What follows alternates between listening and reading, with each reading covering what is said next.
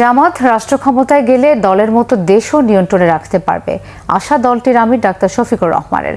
সকালে বাংলাদেশ চীনবটি সম্মেলন কেন্দ্রে ঢাকা মহানগর দক্ষিণ জামাত ইসলামের রুকন সম্মেলনে তিনি একথা বলেন। ডাক্তার শফিকের দাবি, জামাত ইসলামী সুশৃঙ্খল দল, জামাত চাঁদাবাজি করে না, দেশের মানুষ জামাতকে ভালোবাসতে শুরু করেছে বলেও জানান দলটির আমির। তিনি বলেন, জামাতের কোনো বেগম পাড়া নেই, দেশে সব সম্পদ আছে, শুধু সৎ মানুষের অভাব বলেও মন্তব্য করেন জামাতের আমির। আমরা চেষ্টা করেছি আমাদের দলটাকে সেইভাবে গড়ে তুলতে, নিয়ন্ত্রণ করতে। আমরা আশা করি এই দলের হাতে আল্লাহ যদি দেশ পরিচালনার দায়িত্ব দেন, এখন আমরা দল নিয়ন্ত্রণ করেছি, আমরা ইনশাআল্লাহ দেশও নিয়ন্ত্রণ করতে। আমরা যখন নিজেরা ঘুষ খাবো না, যখন চাঁদা দাবি করবো না, যখন আমরা দখলদারিতে যাব না, তখন আশা করি বাকি সকলের বার্তা পেয়ে যাবেন এবং সকলের কান খাড়া হয়ে যাবে।